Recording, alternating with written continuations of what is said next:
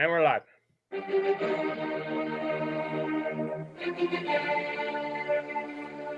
See, bring us in with something nice and classical to soothe our aura. And our guest tonight our guest tonight to me is what I believe is probably a very intelligent man, very refined. I don't know. He came on the show. I'm not talking about you. I'm talking about Rob. So I want to welcome everybody to Detect America Monday night. I'm here along with my fat-headed partner, Frank. And we got Rob Rizzo. And tonight's kind of a special night because, you know what? Rob was on, and my first question was, I said, Rob, where are you from? And he told me, he goes, Wisconsin. I said, wait a minute, you're a Packers fan? He said, yeah. And you know what? I guess we still let him on. Yeah, I got to do. I mean, we should have clicked. If I had the power, I would have clicked them off right there. But and the funny thing is, neither Frank nor I can watch the game tonight. So Monday Night Football, I can't watch it. Rob, what's your because my streaming service don't show it. I'm boned. Because I have YouTube TV and they're having a fight with Disney, so that's off my stream. Frank can't watch it. So, Rob, what's your prediction of the game?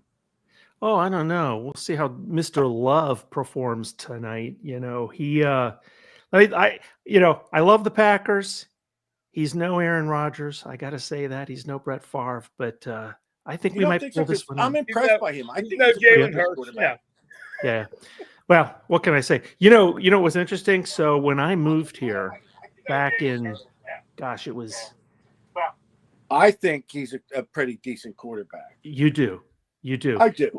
He impresses me. He's young and energetic. So, Well, I think it was every week like you do.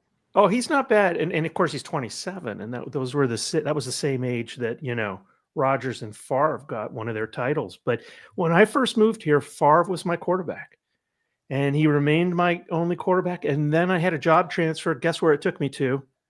Minnesota. Guess who my quarterback was? Playing for the Brett Favre. Yeah. Then I came back to Rodgers and Love. So I've only, had the pleasure to watch those three. Brett Favre, Aaron Rodgers. I don't know why Aaron Rodgers is still playing. He's way too old. But also Brett Favre, one of the best quarterbacks. I mean, you can't, no matter who you root for, you can't say they were not two of the best quarterbacks around. Love Brett Favre too, and he. What I loved about him is he loved the game. Oh yeah. So, listen, I tell you what, you are like, how do I put this? Like the Renaissance man of metal detecting, if you ask me. Why do you say that? Well, because you do a lot of things virtually. You have your YouTube channel, is it? You do a lot of instructional videos. You do a lot of digging videos, comparing videos, right? You're comparing the detectors and stuff. He's always got something interesting he's putting out there. Even if it's not going to affect your digging today, like the FCC thing, that it's just interesting read. It's always an interesting read about the hobby. So I appreciate that, guys. Thank you. Here's my thing, and I found out why Rob is so good. Well, not besides he's got the personality, which if you haven't figured this out, Frank and I don't really have the personality. But Rob's got personality. You've got the personality. So why don't you take some time right now and tell us a bit about your ventures, what you do, what's your favorite thing to do, and maybe what you have in the future. We'll give you the time to talk. Wow. You sure you don't want to talk about the Packers, though? A little bit more, maybe. Listen, we're going to win, so you might as well just get ready now. Okay. Yeah, we don't rub dirt in the wound. I'm just saying. Yeah. No, I appreciate this. I think I do think we all come into the hobby for many similar reasons, but maybe for some different ones. You know, I enjoy the history. I've always, well, that's my name, the History Digger, the stories behind the stuff that we uncover. And I do what I also appreciate about the hobby. A friend of mine, Bruce Rakowski, he and I were delivering a presentation yesterday to the Menominee Falls Historical Society. I'll tell you a little bit more about that later. But one of the things, one of the questions you always get, what are some of your best finds? And one of the things I shared, I pointed to my friend Bruce. I said, this guy. I actually met Bruce on a beach while we were both detecting down in Milwaukee, probably 4 or 5 years ago, and we've become friends. I detect with his brother-in-law. We've traveled around the country together. So you guys know this. This is the Detect America family we're talking to, right? I enjoy the community.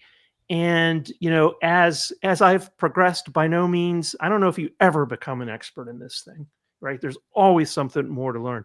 But I have enjoyed giving back, telling the stories and stuff. This last year, I started a Facebook group, not the most creative name, but I call it Metal Detecting for Rookies. And if you get okay, that's you? Okay. That's me. That's me. If you get a chance, go over and check it out. Metal Detecting for Rookies. But there's a lot of instructional stuff out there, some for the beginners, intermediate, and a fair amount for the advanced person as well. And so anyway, I've enjoyed all that kind of stuff. And I'm retired now. I retired, I think, a little over 3 years ago, actually, now, if I do the math. And so this is, you gotta find something to do when you retire. And I still think this is, a wonderful hobby for all those many reasons. And then I'll just say in 26, I got something new coming. So in January, I am going to start a show. It's going to be, it's going to be a little different. There's several live stream shows out there, including this one, but this is going to start out, it'll be monthly. It's going to be called the Digging History Show. I will have some guests on it, but it's going to focus a little bit more on telling some of the stories behind not just the treasures in the ground, but some of the historical events that we're all attracted to. So I don't know. I just keep trying to do different things. I've been over to England now, I think 6 times. That's been a blast. I've worked my way through a few different machines. You guys got me started. I think this was the very first show I ever appeared on was Detect America. We loved having you. You were a great guest. I don't know why we haven't had you back since, but you're one of my better favorite guests. I even made some videos on this crazy contraption called the Ugly Box, and I don't know. Maybe Frank didn't like that was years. I think I did a couple for it. No, right? no. Because every time I reach out to you, you're in some foreign country. Well, this is true. I can't do it this week. I'm in Istanbul or I'm in wherever, but you're always going. Now, see, I misinterpreted your Facebook page when I saw it. I must have read it wrong, but I thought it was like a Chewbacca thing where it was detecting for Wookiees. I thought it was Star Wars themed. I'm like, I'm not really in this stuff. That's right. But I got a question. I kind of know the answer. I got a question. Yeah. So, Rob, do you or don't you have any official affiliation with D2, with Deus, with XP? No, I know the people at XP. I've visited their factory. I've worked with them. I've represented them at a few events, but they only have one official, representative for them here in the States. But they, what they do, you guys know this, they'll occasionally work with folks to test some of their products. I was fortunate enough to get one of the HF2 coils and did some field testing work for them. But no, I don't have an official relationship with them. And in fact, I also own and swing a MindLab Manicore. But I will tell you, my Deus 2 is my go-to machine. I'm just saying that, in my humble opinion, Elaine, I'm sorry, my friend. I don't know how to pronounce your first name properly.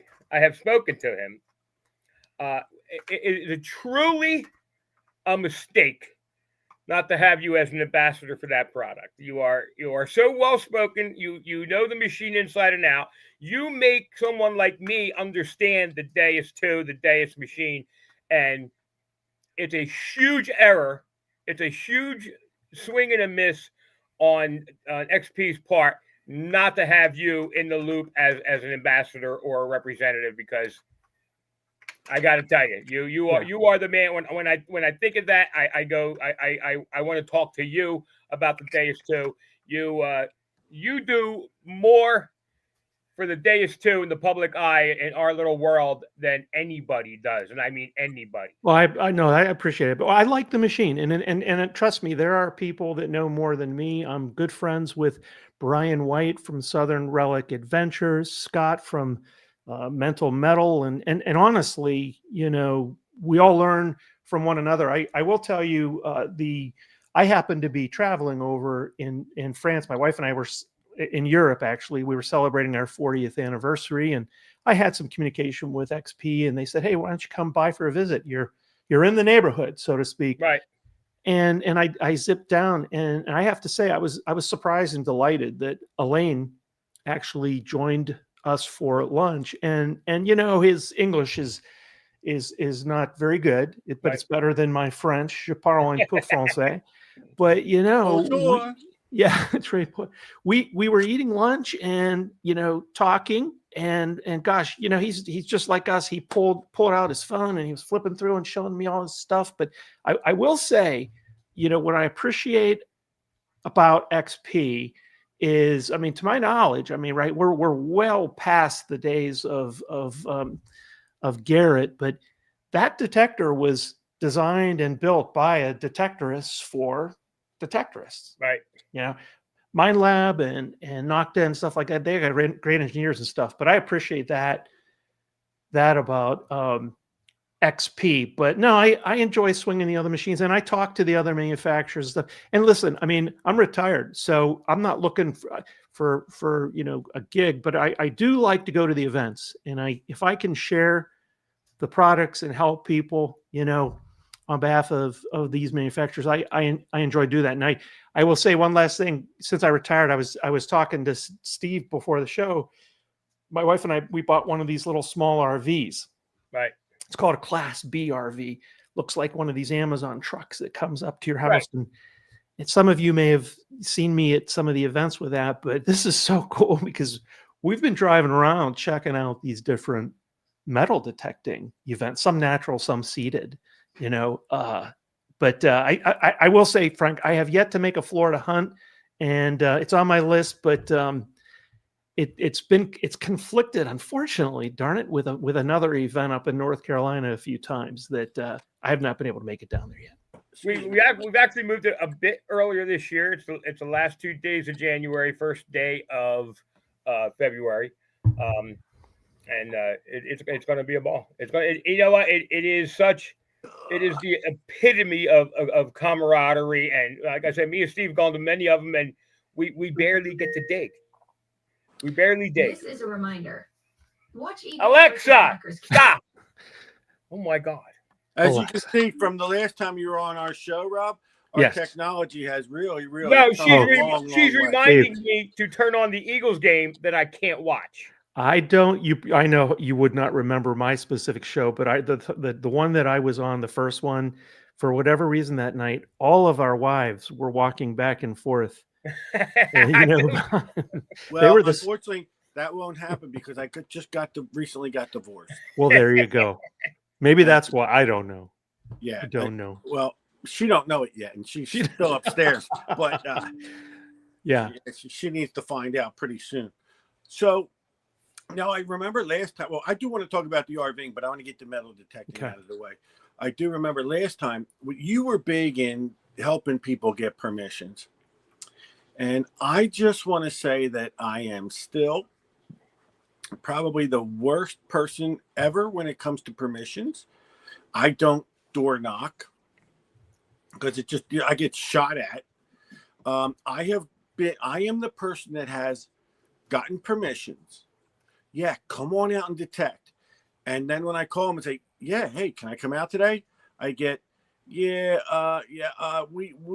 thought about it, and we really don't want you out there. Like, I had a girl one time, seriously, a friend who lived near Gettysburg said, "Listen, I got a farm for you to hunt.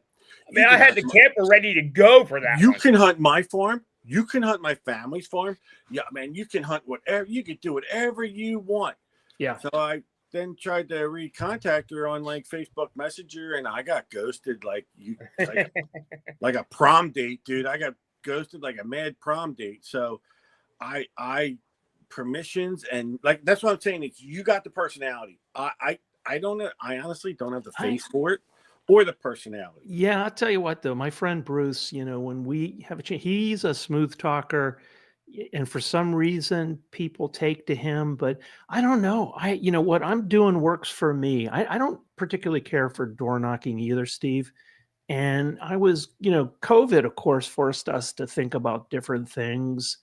And I think some ways you want to find old stuff, you got to think what's the number one thing about real estate investment?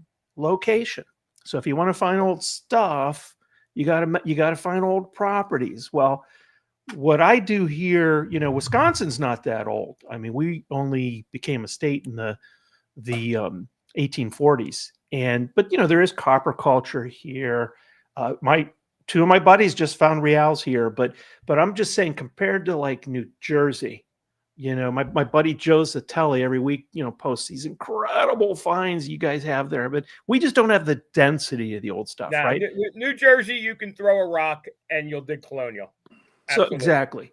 So one of my techniques, I've shared this many times. I have videos about it, but I will go on to some of the real estate apps. One of the things I'll do is I search for old property. You can go on these things and look for homes that are for sale, but you also can search for houses, properties, farms that have recently sold.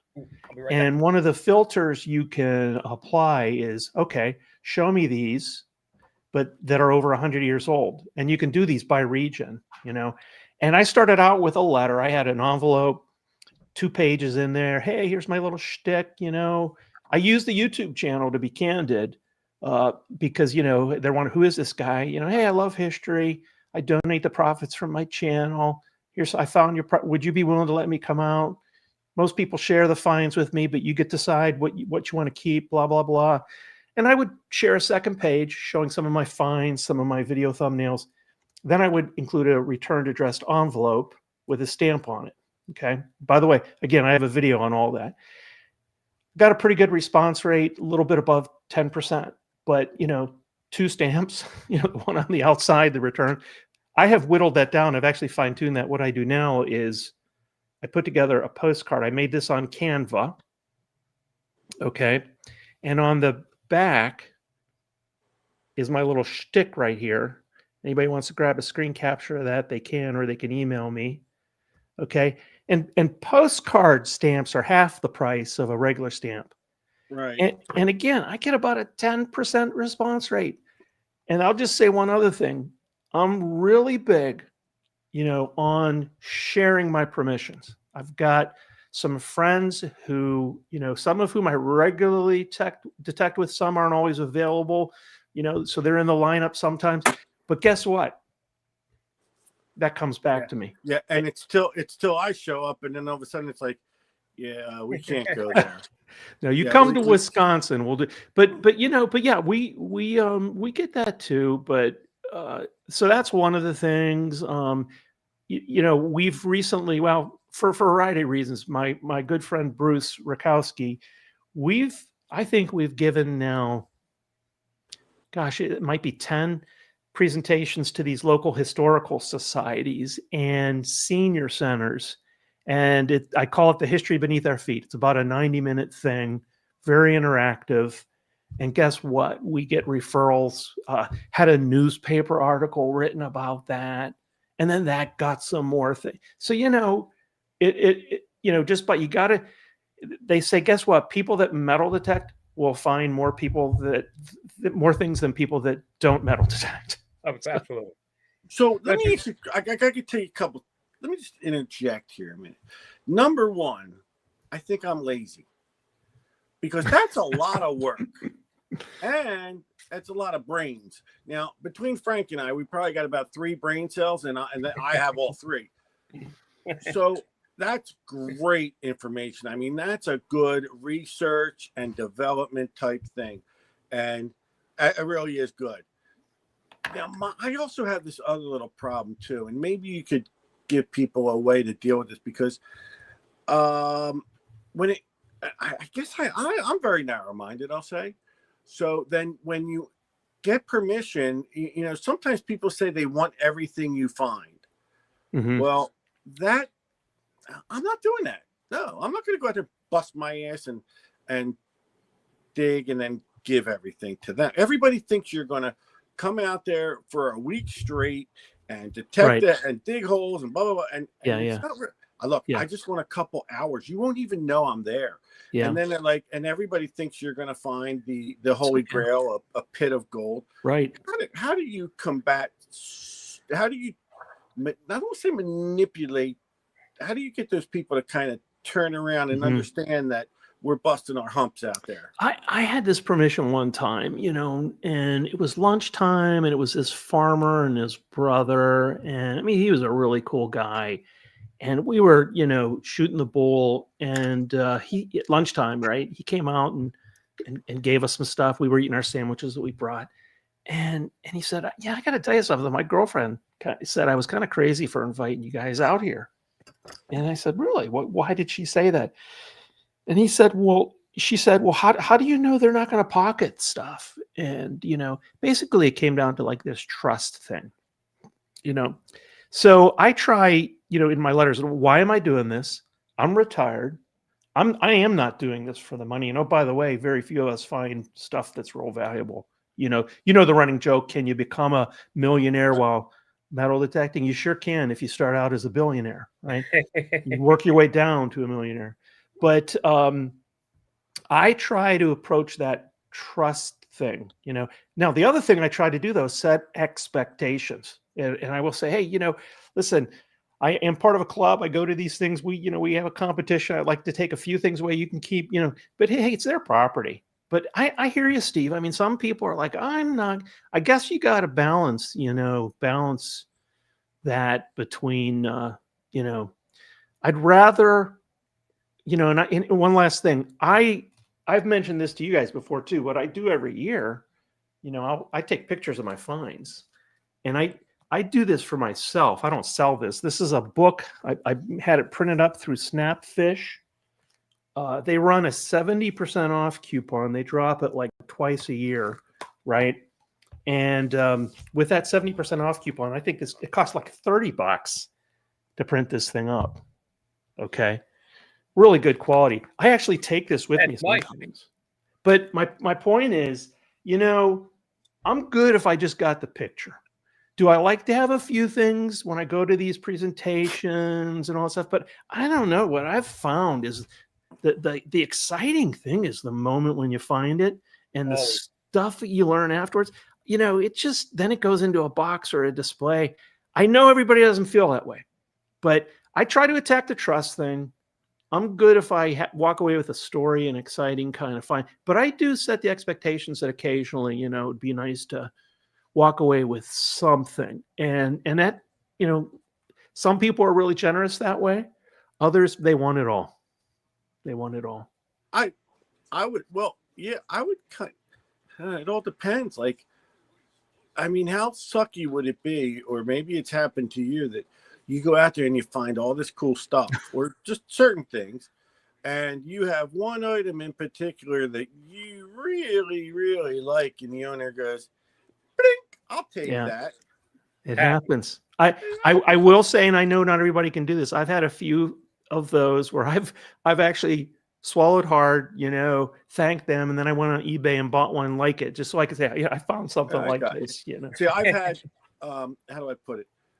People have given me permissions, and they start out, will say, where I'm like, I'll show them everything I got, or I find or whatever, and then I show them, and they're like, well, they don't say it, but they really understand by watching how hard we're out there working. And then they're like, well, you kind of earned it, you know? Listen, and it was in that book that came out. I accumulated, since I've been doing this, a really, really nice selection of reals. I was lucky enough. Steve went with us. I was lucky enough to be on a permission that in the 3 seasons before the site was closed down to us, produced 35 reals for me. That was one site. And over the years I've been detecting, I probably have accumulated 50 to 60 reals. And I literally have probably 3. Yeah. Because you know what? I like giving this stuff away. I've got it. It's never being taken away that I found those pieces. Well, I mean, exactly. And I mean, and I'll put the other thing out there too. Okay. I think treasure comes in different shapes and sizes. All right. I'm looking at the chat, and Brandon was talking about Brielle and how he detects with his daughter. I mean, I'm sure that moment, that time together is more valuable than anything she finds. To be clear, she allows him to go with her because she's definitely the detectorist. We all know that. We're planning on having them on the show in like a week or 2 or something. They're coming on first week of December. Well, I watch their stuff. I'm a big fan. They're awesome. It's a wonderful family. She's coming on. He's just chaperoning her. We'll say. I'll tell you another story. So get this. So I was invited out to this farm. It was actually, I guess you would call it a sheep farm. They raise sheep and really? Yeah, no kidding. And anyway, I knew the parents that used to live there, and the son runs the farm now. And I had just met him, and we talked, and he said, okay, I'll come out and check on you, see if you need anything. And, in a little bit. And he before he went inside, he told me, he said, by the way, you probably want to stay away from that area over there in the back 40. I'm like, well, why is that? Of course, where my head went. My head went to the scene in Detectorists where the lady's buried, don't go by the paddock. But he said, no, my daughter and I were competitive shooters, and you're just going to find all kinds of shell casings. And, it's like, oh, okay. Thanks so much for letting me know. So he went inside, and gosh, about an hour later, I find this Hard Times token, which I've never found one of them before. You know what those are, right? 1838, 37? Something like that. Andrew Jackson. We kind of, U.S. got out of the banking business, and at the same time, they passed this law that said, hey, you can only buy and sell property using silver or gold. And those two things combined caused a shortage of coins and a run on the banks. And anyway, a lot of people were upset with the government, and at this point, the local merchants, they're like, hey, we need change, we need coinage to do business, and they started to just make their own. Yep. But they also would put these little nasty slogans on the back, some kind of political statement. Well, anyway, I found one of those. But what was so cool about it was there was a bullet shot right through the middle of it. Okay. And this farm, I failed to mention, has been in their family for generations. So this was most likely shot by one of his relatives, ancestors. So he came back out, and I said, hey, I got to show you something, hold out your hand. And he sees this thing, goes, oh my gosh, this is so cool. Well, it turns out he and his daughter were going over to Poland for this global shooting competition in like 3-4 weeks. And he took it over there, gave it to her as a necklace, right? Would I have loved to have had that Hard Times? Hell yeah. But I was super happy. You know what I mean? That Exactly. Boom. Yep. Yeah, there's a lot of stuff's been found over the years that sure there's pictures of whatever, but it was better served having somebody else that yeah. And I think karma kicks in. I mean, I got an invite. I was over at a property a couple weeks ago, and this gentleman was so pleased. And the interesting thing, I didn't really find much. I found a couple. I think it had been hit. Somebody must have got there before me years ago. But nevertheless, he told his neighbor about this. They were excited, and I got a permission referral, I guess you would call it. But I think what I would encourage people to do is figure out your shtick. What's your spiel? Why do you do this? Write it down. And it doesn't have to be long. In fact, you want it to be really short. And whether you do what I do, whether you door knock, or here's another really easy thing if you're lazy, Steve, there is no shortage of these small like Facebook groups now. Next Door is one of them. And I'll just do like a 30, 40-second reel. Hey, these are some of the cool things I found. By the way, I'm retired. I do this for a hobby. If you know anybody, please shoot me an email. Boom. And I get referrals that way. Yeah. That's awesome, brother. It sounds like I get a ton of permissions. You know, the funny thing is I wish I had like 3 times what I have. There's never enough. I just want to farm. I don't even care if there's anything on there. I just want to farm. Yeah. I could go walk around on, Yep. Yeah. So, now I have another good buddy, metal detecting in Wisconsin. He has skills I do not.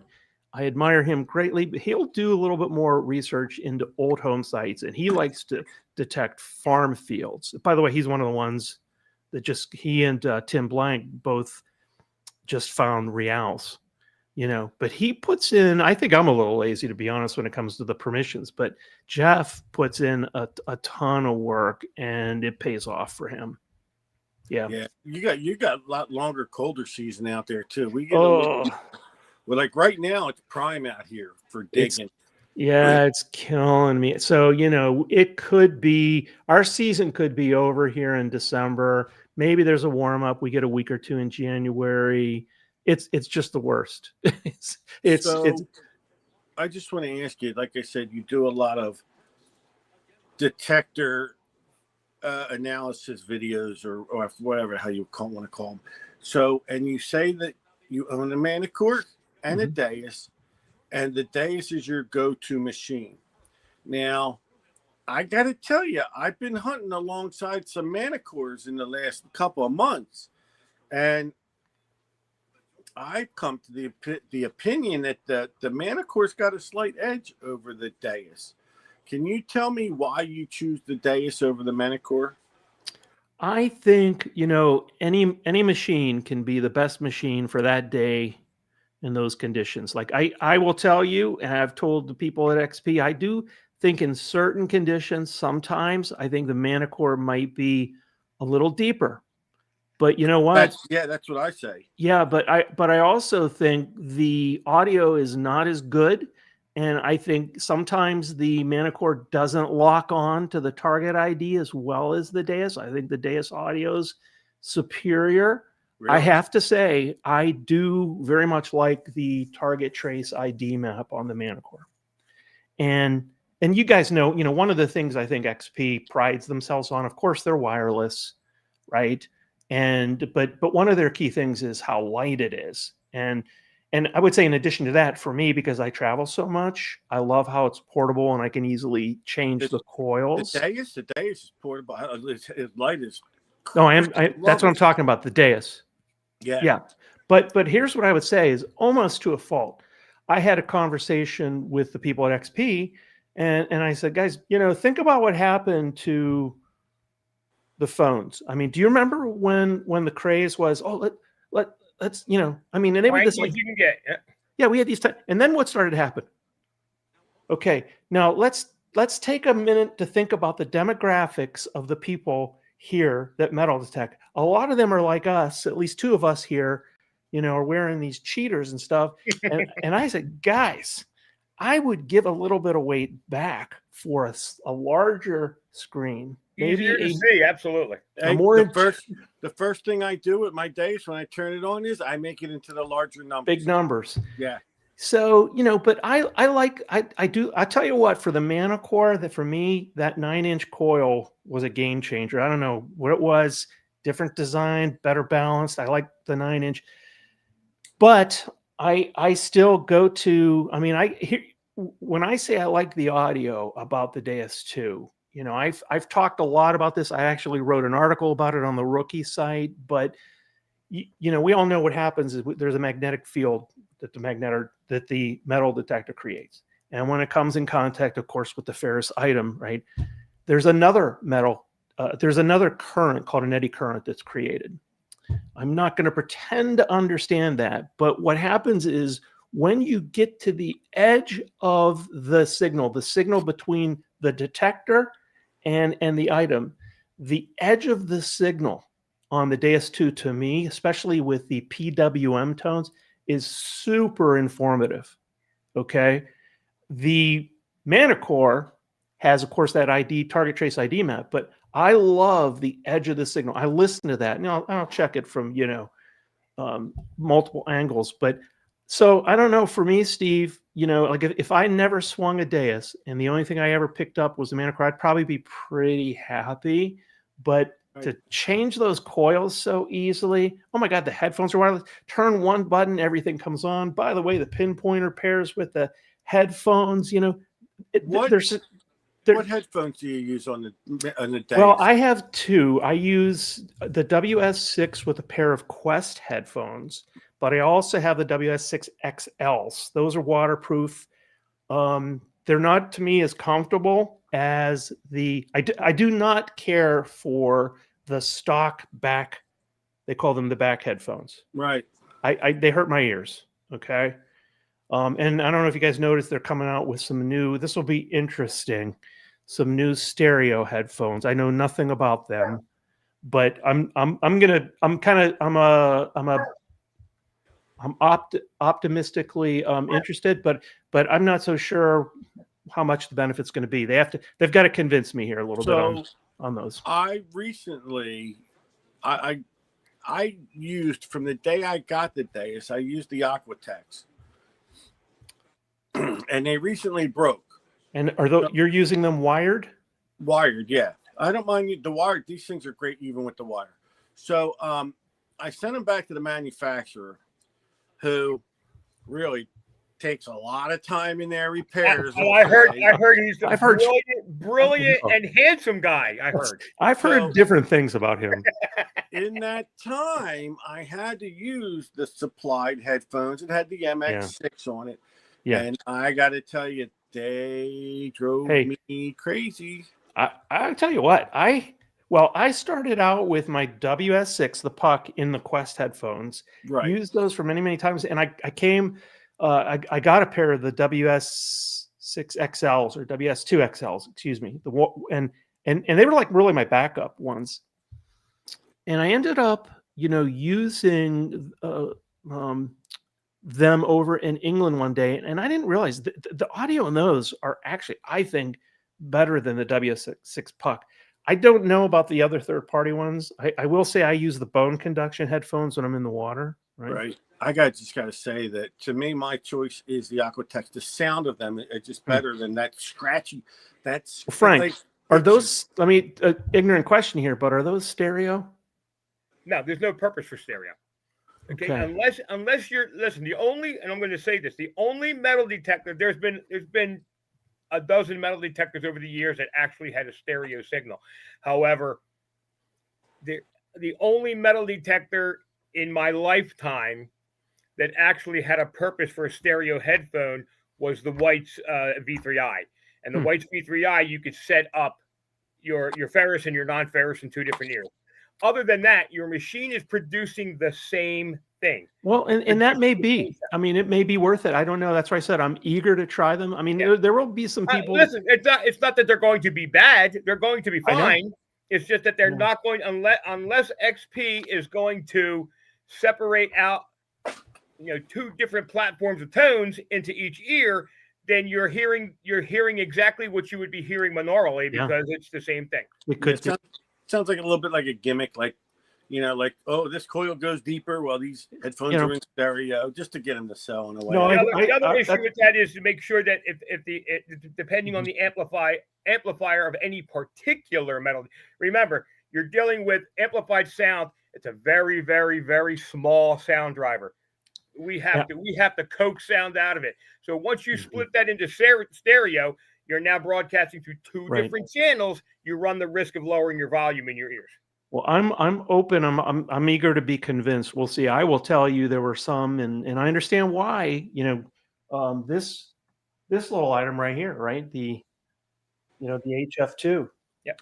I will say, to XP's credit, they were one of the first ones to say, "Hey, look, this is a specialty coil. Not everybody needs this. Not everybody's going to want to use this. You're not going to want to use it all the time." So they weren't necessarily saying, "Hey, go out and now you must have this other coil." This thing has very specific use cases, right? And some areas where I absolutely wouldn't use it. So I don't know. My friends and I are really eager to find out more. And You know- always remember when you're using an oblong coil, and I get into the argument with people, oh, my 20-inch coil goes so much deeper. They really don't. But the people who will tell you that they get these spikes of depth are always on the oblong coil, because the oblong coil creates a sweet spot wherever the center point of that coil happens to be. Sometimes it's farther to the front, sometimes farther. And that will go deeper. Your oblong coils will get more depth because of an anomaly that takes place when you shape that field in that manner. And I and Frank and a lot of guys I detected with, we've been down the road with this aftermarket coil, and as we know, I'll talk other aftermarkets. I'll refer to them as non manufacturer specific, but then you get into your manufacturer specific larger coils, like Mind Lab makes them for there, and like the one you're talking about for the Deus. I have always gone back to the stock coil. I don't know why. I'll tell you. You're saying the 9-inch on the Manicore was a little bit, for some reason, I always wind up going back to whatever the machine came with. I know. I am, unfortunately, I'm a gearhead, and I have all the XP coils, but right. This last trip I went over to England. Now, granted, I'm detecting all day where it's a long day. I took that 11 by 13 inch coil over there, and you know how many times I used it over a 12-day period? Right. I tell you, and it was the 9-inch, the 11-inch, and I just don't, the other thing surprises me. This is an interesting one to ask everybody. Okay. The cuff, the strap on the top of the machine. Right. You want to talk about something that's almost as polarizing as politics is, do you need it? Do you use it or not? I cannot imagine swinging that detector without it. I cramp. I get cramps in my forearm if I don't have that strap. Right. Yeah. There are many people. I never keep it tight or anything, but I have my arm in there because it wobbles back and forth. Now, Notka, believe, and nothing against Notka, because I like Notka, but I want them to take a lesson from the child's detector they came out. They came out with a child's detector. It has no place for the strap, but they have balanced it in a way that if you're holding it in your hand, it pushes up against your arm. It's the only one where I never needed. Granted, I was on my hands and knees, so I needed a test form. Mini and the MIDI Horde, I believe. Yes, and they're balanced in a way that it's the only one that you don't need a strap for, because the weight pushes up against the bottom of your foot. But I will tell you, the ergonomics on that day is, I'm going to try it without strapping. Oh, I have one friend who does. I don't know how she does it, but I'll tell you, I was, and I've shared this with, I think, all three of the big manufacturers, but one of the areas I would like to see some innovation.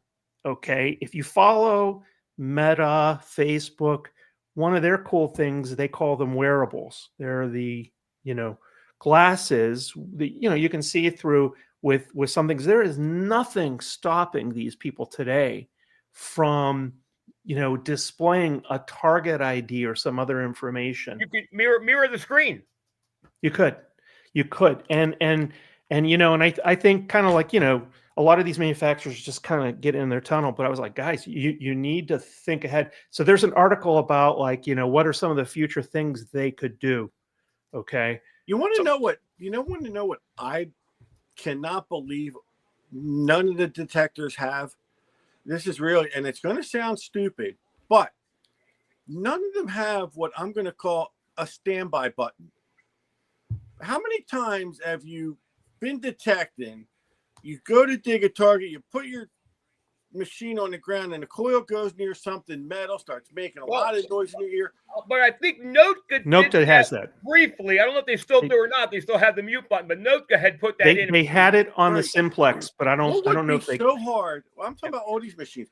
What would be so hard as to tap a button and it puts your machine on standby? Well, I'll be honest with you. The next thing that was coming for the Aquatech before we sold to Notka was a mute button in the headphones.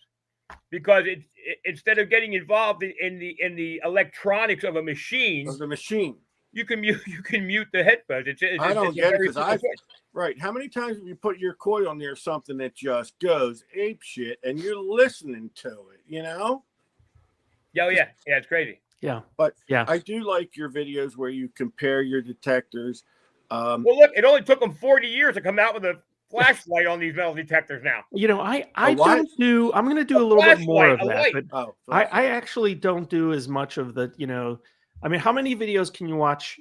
People testing, you know, a coin over a nail, and I mean, there are plenty of those. And you don't know when you're watching a lot of these videos, you don't know the parameters that they've set up. I've watched them because I know what a lot of these faces look like on these machines, where you can watch the video and say, yeah, well, they're skewing the video to favor another machine. So if you don't know the person, like Rob did it, I would believe Rob. I know Rob would be honest in his opinion. But there's way too many of them out there that they're intentionally skewing it because they spent $1,000 on this particular machine and they want everybody to spend $1,000. Yeah. And Rob, you know what? I know you've reached out to me a lot and said, "Hey, if you need help with the dais," and I got to tell you, I appreciate that because you know what? I think my machine was really set up nice. I when I got it. Sat down and I set up this beach program that I really liked. It was nice on the beach. And then I updated. You lose everything when you update. And I could not go back and replicate what I had done. And it makes me mad. Mm-hmm. And other than that, I just don't like. I luckily had Andy Sabish program my machine when I saw him last.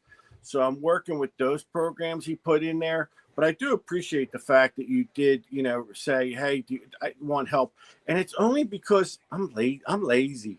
No, trust me, I have my phone of friends. I mentioned my good buddy Brian's one of them, but you know, we'll talk with one another. And by the way, I just picked up Andy's book, and he's the Deus 2 version.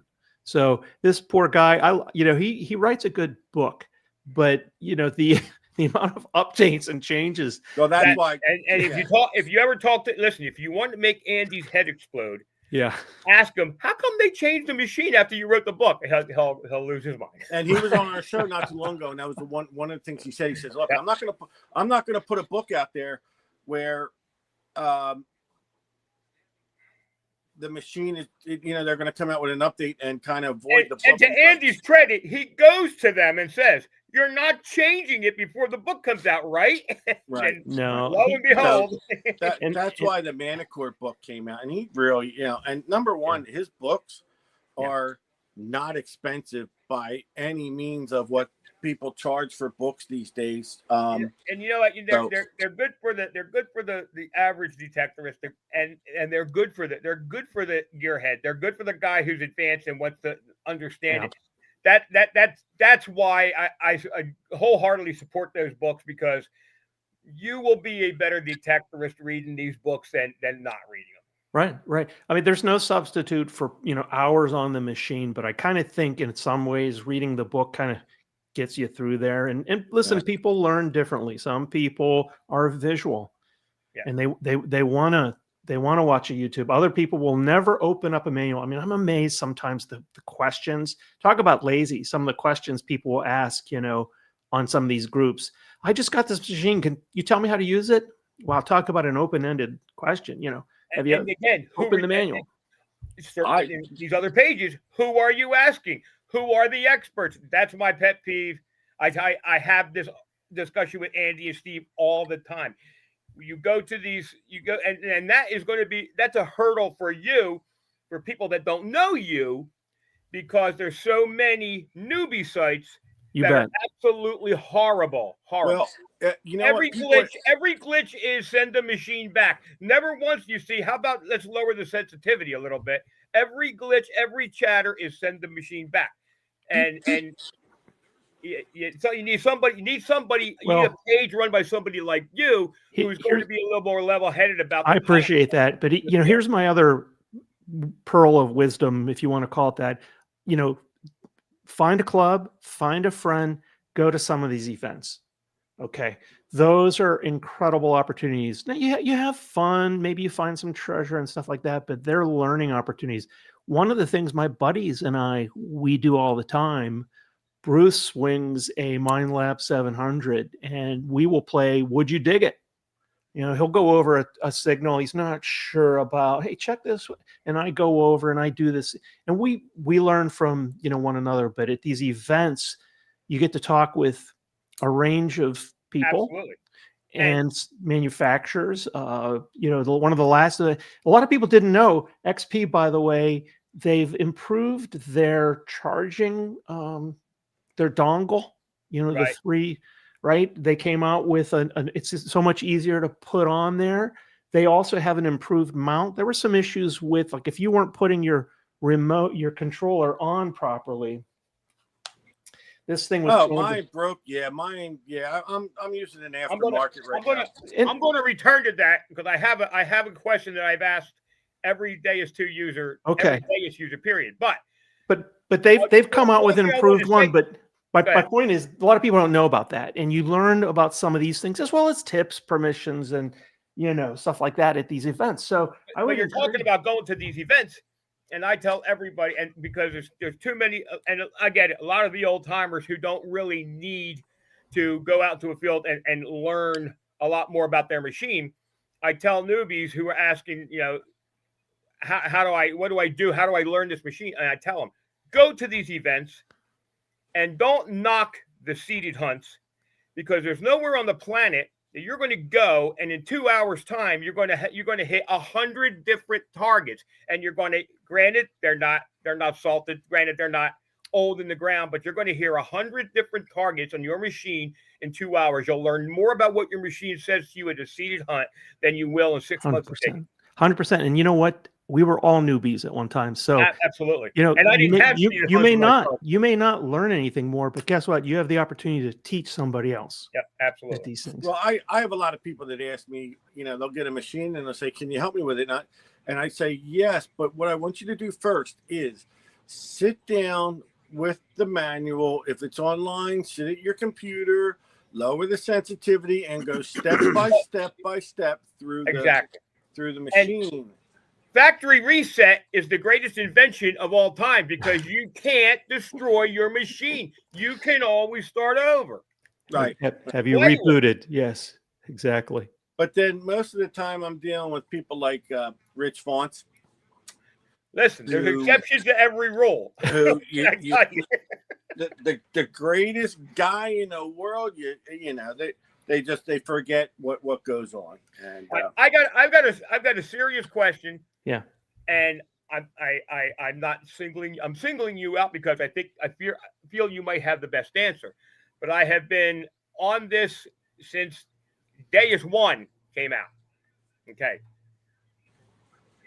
I'm a purist when it comes. It's terrible for me to give up the CTX 3030, even though it's killing my arm. I love the machine.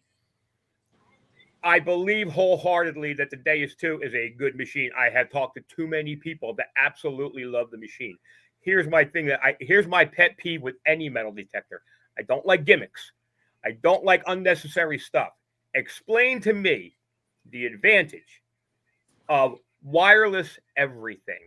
Explain to me the advantage of having every single piece that I own have to be charged up. What's with the there's certainly some disadvantages first. I mean, you do, even though they supply a dongle, that dongle only charges 3 things, and there are actually 4. If you're all XP, you've got the coil, the remote, the pinpointer, and the headphones. There's 4. So you actually have 4 things, to charge. And if you're not familiar with the XP, folks, one of the cords that's supplied splits into 3. That's what we mean by a dongle. Okay. But number one, I have broken my headphone cord. I've tripped over it. It's one more thing that gets in the way of having a corded headphone.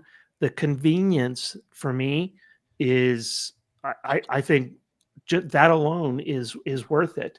And you're mostly a dirt hunter. I mean, how often are you on the beach? Yeah, mostly. And I mean, and I will acknowledge that the the primary solution that XP provides for water, really, the only one is you lose it. It's two-tone. I mean, it's the bone conduction headphones. It's not the same audio, Yeah.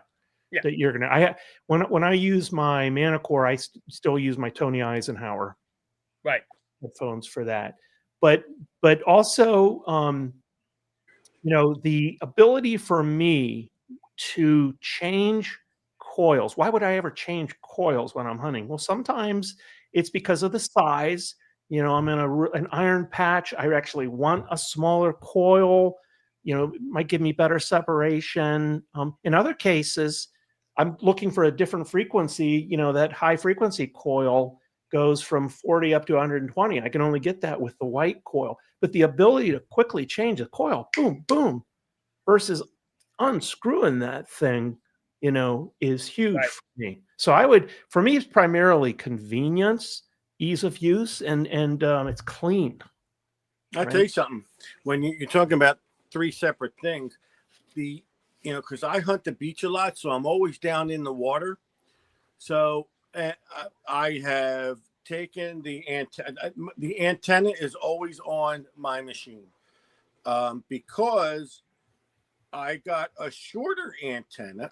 That was another thing that I didn't understand was, now you've got this antenna wrapped around the shaft, which I didn't get. So I wound up getting a shorter antenna. I ran it up through the shaft and out through a hole in the top and into the module. So you don't even know I have this antenna on there. Yeah. And I just keep it on there forever. You're going to use it all the time instead of using the wireless. Yeah. It's nice. If you don't change your coils, you don't have to mess with that. Well, that's nothing. You pop that off. If you wanted to change the coil, you can pop that off. Yeah. That's it. But that's a split what second. Steve's talking about, if you're water detecting with the Deus 2, right, because it's wireless, you have to. There is an antenna, they call it, but it's a cable that slides onto a nub on the coil, and most of us wrap it around the shaft, and then it really just has to be close, but it bands to the remote. Okay, and because none of the wireless technology, Bluetooth or otherwise, works in water. Works maybe Frank, a couple inches, Yeah, if that.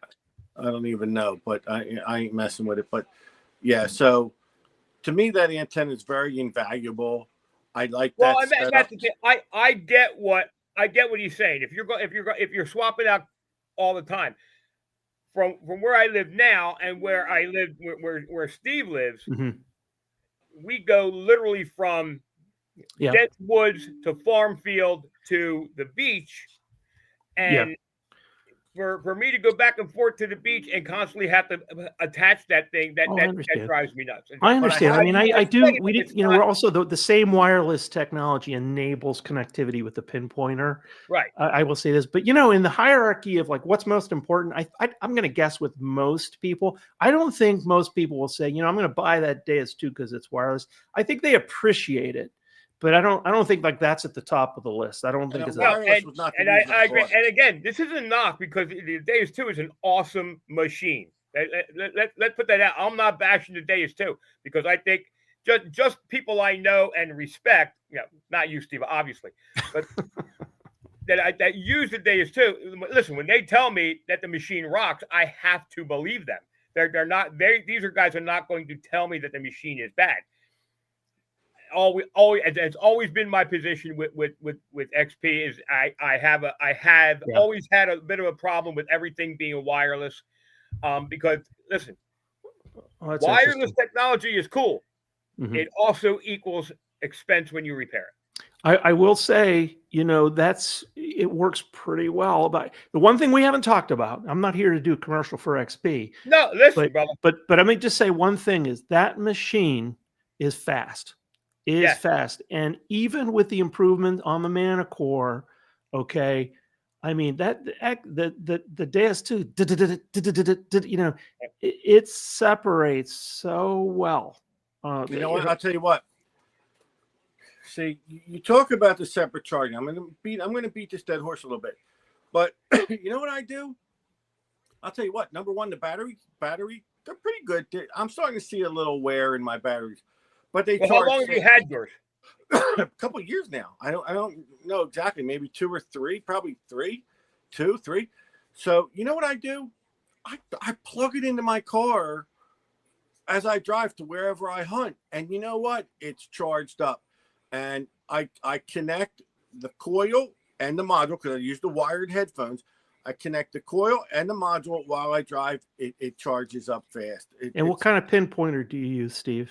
The Garrett Carrot. That's the only pinpointer I'll ever use. I don't think. It amazes me how many people. Full confession, I've never used it. And primarily, Noka. I love the Noka pinpointer. I would like to try that one, but I've never used the Garrett because of the batteries, and I can't imagine not using a rechargeable one. But what? And I'm going to say this. I'm going to say this because I'm not. I've never been, other than trying the machine a few times. I rely on everybody else's knowledge of the machine, but I had the opportunity to have an XP pinpointer, and Garrett's always number one on the list with everybody. It's the most well-known pinpointer out there. But anybody who hasn't tried the XP pinpointer, the MI4, I think I had an MI4 or MI6, I don't remember. Damn good pinpointer. It is forget it. I've never had any reason to use the Bluetooth. No. But that is a good pinpointer. I will only use it. Rivals the other 3 machines easily. That rivals those machines. I only use it paired if it's like super windy, honestly, because sometimes I'm filming, so I want the sound and everything. But a little trick with that. So the MI4 and the MI6 are exactly the same, except the MI6 is the one that pairs with the headphones. Right. So if you're a Mind Lab or a Garrett, you want the MI4. But when you have the light turned on, and you could turn it off all the time, but when the light's turned on, when you enable the light on, when you turn that pinpointer on, it'll beep 1, 2, or 3 flashes. That's like its charge indicator, But I will say, what I like, or I have seen from that AccuPoint, is the Ferris. It, gives you that. Is this a Ferris target? But what I've done is I've put a magnet in the cap of my MI6. One of these, can't think of the name of the magnets, but it just fits. It's about the size of a quarter, little super glue. I got this tip actually off of one of Gary Blackwell's videos. And sometimes I'm in this hole and I'm like, what the hell happened to this? And it's this little tiny piece. Sure. But by God, I'm going to find that damn thing, because you never know what could be a hammered coin. So I just flip that thing around and I tamp, and sure enough, many times it goes, bloop, that magnet will just pull that, that nail up. Love it. What you do? You put it on the back of the. Yeah. Sure, So the cap on the back, and then if it's iron, it's going to stick to it. Yeah. The cap of the MI6 it's black, and it has about, I'm going to say, 1/4 of an inch, like of it's nested. It's, there's a rim that's about a quarter of an inch tall. Just put a couple beads of super glue in there and plop that magnet, goes in there. Okay. Comes off with the top when you charge it. And, I've been doing that for years, but that was something I picked up. I got to be a moron because I never thought of that. I didn't either. I'm serious, and that's a great idea. How many times have we been in a hole and you pull out a nail? Nuts. Oh my gosh, I'll tell you. Tell me about it. But and you're talking about a rare earth magnet or something? It's one of those. It's not super strong, but I would think super strong. And listen, a very powerful magnet can wreak a little havoc on electronics. I will send you. I have a little video, Steve. I'm buying 3 tomorrow. I'm going to buy one for every pinpointer I have tomorrow. When we're done, I'm going to send you my video, Steve. But hey, you put my sticker up, Steve, earlier. Oh, yeah, like Troy Johnson said, that's what I always heard. You got to show that, right? So I have to show. This is kind of like I got to show you my favorite find, okay? Because we're talking a little bit about England and everything, but here we go. I'm looking at the wrong camera. Let me blow you up there a minute. Don't worry, I can see that. Oh, is that gold? Is it gold? That's gold. So this is a 1604 5 hammered gold coin. Wow. You got to put a picture of that on Detect America. We can't see it. You're going to have to put what a nice piece, man. picture. Found that bad boy in a potato field in Colchester, England. And I want to show you one other thing.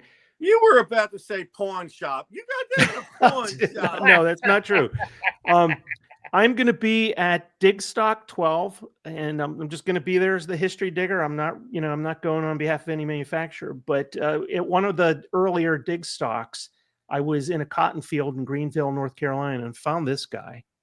Wow, Did I find this wow. with my metal detector? No, of course not. But it was on top of the ground. I have a video up on this if you go back, but these events, like I said, they're fun. Why am I thinking that was in the pawn shop in the case next to the coin you bought?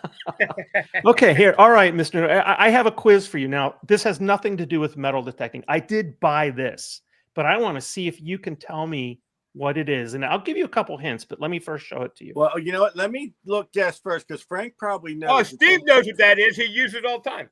It's turn it sideways. Turn it around. It looks like a little cap on it. What's on the tip? A cap or a fuse? No, you actually are looking at the right thing.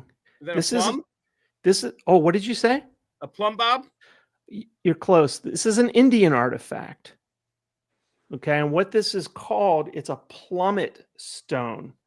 And they would find these for years and years and years in marshy areas, wetlands, and often there would be two of these things, connected with some sinew or something. And the belief is that the natives used to bring down waterfowl. They would throw these things up in the air. It's very heavy. It's made out of hematite. Right. And they would throw these up in the air, and it would wrap around the ducks, the geese, whatever, and bring them down to the ground. But a good friend of mine collects Indian artifacts, and he gave me this out of his collection. But it's called, they call it a plummet. They plummet to the ground, a plummet stone. I think I remember seeing the Fakawis use them. Oh, you're dating yourself there. I love it. I love it. Oh, I wonder how many people get that. I don't know. Yeah, not many. Well, some of the old timers here will. Not very many. I gotta tell you, Rob, you're great to have on the show. You're just like a wealth of knowledge for me, and I mean, you really. So let's go through the web pages you run. Again, I want you to post those pictures of the coin on. I know you're always posting your stuff on our page, so we want you to continue doing that. But let's promo where we can find you on YouTube and your OnlyFans channel and everything else. Yeah. So I will. So I'm on YouTube as the History Digger, Instagram. Of course, I have a Facebook page, History Digger page, and I have my own friend page too. The Metal Detecting for Rookies group is another place you can find me. And I also have a group called the Manticore versus the Deus 2, where we do some comparisons back and forth. And I think I'm on that. I've seen that too. I didn't know any of these were yours. Yep, that was mine. And I would be remiss if I didn't break anything. No, Stop breaking stuff. You know what that was? Hold on, I'm going to show you. You break it, you bought it. I can't break this thing. Jesus God. That's my Lincoln head. But I would be remiss, because I am a veteran, if I didn't wish my fellow vets an early happy Veterans Day. Appreciate all you guys and women for serving what you do. Yeah, I was going to get to that. I think I'd like to thank all our veterans out there on Detect America. I know we have a lot of them. Tons. To have a happy Veterans Day. Especially my good friend Richard, who led the charge on Iwo Jima, and he was at the Battle of Fort Sumter. So Rich really served. He fired the shot heard around the world. Yeah, Rich. Yeah. He don't hear it anymore. Let me tell you. That's great. We appreciate that. I do got it. You know what? I do. Well, Frank, do you want us in the picture, or do you want to have one person? What are you doing? Fix the screen, wizard. Oh. Listen, he's just so handsome. I couldn't stop looking at him. I tell you No, what, you guys are great. Thank you for having me back. It's Hey, fun. anytime, Thanks Rob. for what you do. you know, if you're going to start doing a new show and you need it, you need a new co-host. I'm sending out resumes. I can be stolen from this All right, I will take you up on that, and You can buy him for a pizza and a song. maybe, I did have a special request to extend a big thank you to Butch Holcomb from the Lehigh Valley Treasure Hunters Club. Butch donated a year subscription to the hunt as a giveaway. So I got a request tonight from Mike Burns to let everybody know that, you know, that subscription was donated by Butch, and they appreciated it and wanted me to extend that. So I got to do that for him. But yeah, Rob, I mean, we got to have you on the show. We should have you on the show more often, because you just, you know, if you ever got stuff you want to update or something, or you want to, Oh, Butch is live. He didn't wait for us to end tonight. well, you guys are awesome. I'll take you up on that, but stay tuned. Like I said, the Digging History Show, I'm going to do some different stuff here, and I applaud you guys for this. Is a lot of work doing these things. That's why I'm not going to start out weekly, and I don't know if I ever will. Frank, oh my God, the hours I put into scripting the show. Oh my you God! can't imagine the hours me and Frank. I know it's Actually, I know it's work. It's so funny because actually Rob was part of our pre-show, which is about all the time we ever put into this, and me and Frank were yelling at each other, and I'm like, you know, Frank, there's a third person here. We're going, oh, you're okay, sorry. But and what did I say? I said I feel like I'm at the family table. This is it just was like it's like a family thing. But so yeah, we wish you a lot of luck. And you know what? Listen, when that comes out, man, you know, we'll you know, be glad to promote that and sell it and everything else. I mean, I'm sure if it's a venture that you do, because all your YouTube videos and all are very well professionally presented, we'll say. Not unlike our show, which is very unprofessional and kind of gross. When you have a metal detecting show, and your number one watch show was an hour about Steve's colonoscopy. You know what? That was it. But see, that's the thing, Rob. As you see, you watch our show a lot. Oh yeah. When we go on, whether we have anything or not, and the problem is when we go on with nothing, because it usually those are the shows that usually turn into Turn into the 3 and 9 episode.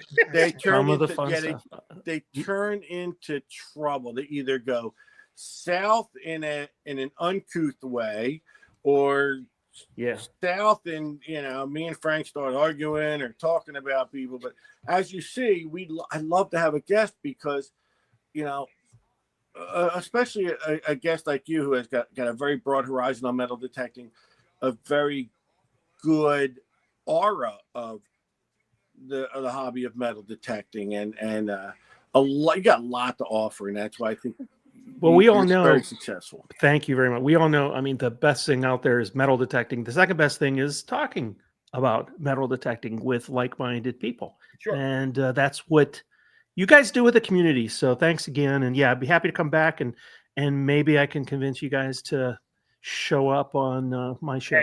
Anytime. Steve, somebody wanted us to remember the pool episode. Oh geez, that was the most highly rated. Yeah. So, no, we've had a lot of fun on the show, but like I said, I love having guests. I think we know we're going to have Brielle and Brandon come on. I'm looking forward to that. I love them. I like that young, energetic go-getter that she's turning into about detecting. So I'm looking forward to having her on. We're going to have KG and Ringy. They're the best. And this awesome. and Steve's going to love this because this is by popular demand, believe it or not.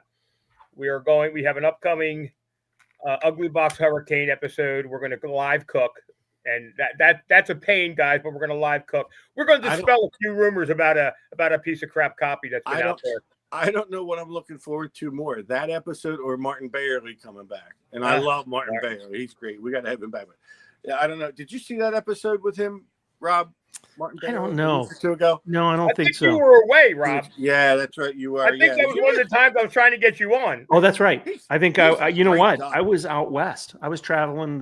We took a trip out, like we made it as far as Oregon, Yellowstone, Wyoming. Right? That's when we were talking, Frank. No, I think you were saying you were getting ready to leave. Yeah. Yeah. That's a whole nother thing. I'll tell you what, and I did not detect, but I stopped along the way in Wyoming, and I don't know if you guys know Teresa, the treasure hunter. Yeah.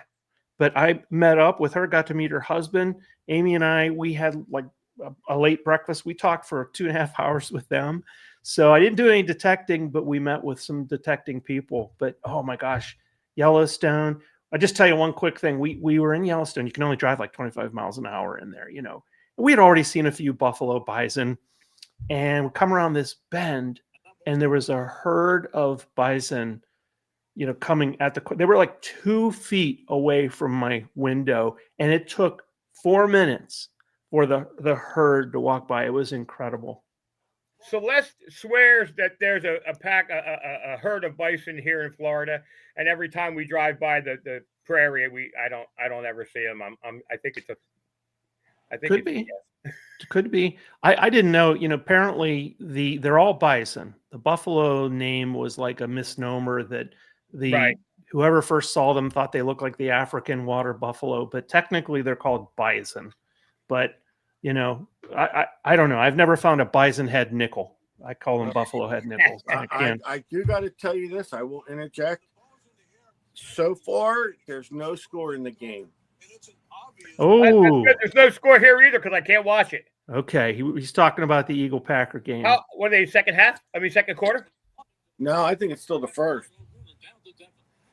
I'm listening to it on the radio. I just have the score shown on my screen. Well, they're waiting. They're waiting for us, Steve. Yeah, exactly. They're waiting for me not to be able to watch it.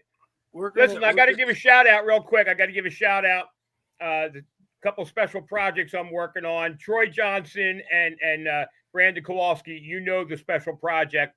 And a friend of mine has hooked me up, guys. If you're in the Illinois, Chicago, Upper Midwest area, JK Sports 365. This guy has absolutely everything there is about metal detecting, camping, golf, everything. The man's a rock, and he's helped me out big time in finally resolving a little project that we have going on here. So thanks, John Kibble and JK Sports 365 up in the Chicago, Illinois area.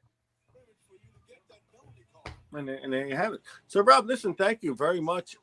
You're great to have on, and like I said, use us for anything, any projects you have, and I'm sure we'll be in touch. You're the best. Thanks, guys. Pleasure being with you. Thanks, Rob. Have a good night, and don't be too upset when the Eagles win. We'll talk about that later. Yeah, all right. We'll see how they go. Tomorrow. Good night, buddy. So, I'm listening to the game. I don't know what's going on with you. You got 0-0, man. It's a tough game. Well, maybe it's where are they playing? Green Bay. They're in Green Bay. Maybe it's cold. Maybe it's snowing. Is it snowing? I heard it's cold. I don't know about snow, but I heard it's going to be cold. So, do we have any other guests lined up besides Brandon? We got 2 weeks. December 1st, we got KG and Ringy. I have to reach out. I have to reach out to the Connects because we got a special show coming up with the Connects. But again, I haven't hammered them down on the day yet. They're the best. I'm going to write them a note right after this show. So then because about 3 weeks ago, he said that April was just about ready, and I haven't heard back. So just don't. We got Brandon Kowalski on the 10th. Yeah, and then whatever we have, I guess then the 10th, and maybe you might want to do your electrolysis next week. Yeah, maybe next week we'll do. I'll set it up this week. We're going to do a live. I'm going to put it on the. I want to do it live on TikTok. I just can't. I don't understand TikTok yet, but we're going to do a live. We're going to show you the value for your money on the Ugly Box. So by the way, John Kibble, big time Ugly Box dealer up in the Chicago, Illinois area. Actually, he's nationwide. The only guy I know, man. He's like 10,000 miles away, and he gets me stuff in a day. I gotta pick his brain on how he does that. Oh, they sell. I know that. So, all right. I'm going to go watch a game. I'm going to get to bed. I got some stuff I'm digging into here so I can get that finished. Sounds like a plan. So We're going to give away an Ugly Box on the Ugly Box show, guys. that's a good idea. Yeah, why not? Yeah.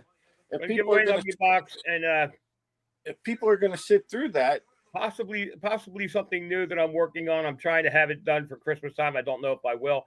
Listen, donations to Barbara Connell. Barbara, I'm sorry, I forget the entire name that you put out there. The kids' Christmas show is coming up. I'm printing like a bat out of hell this week. Sending Barb up some stuff. We got a detector, compliments of Detect America and our buddy Andy Savage, who I won it from. And listen, if you can help out Barb, donations, anything, hit her up. It's an awesome event. They about 300 kids tune into this thing every year, and about good 30 or so prizes that are given out to winners, and then she's got other little stuff along the way. Yeah, that's going to come up fast. That's going to come up fast on her. You watch. Yeah, I know. I didn't realize how fast. That's why I'm like printing around the clock. Yeah. So, all right, hit that button. All right, guys, we're out of here. We're out, yo.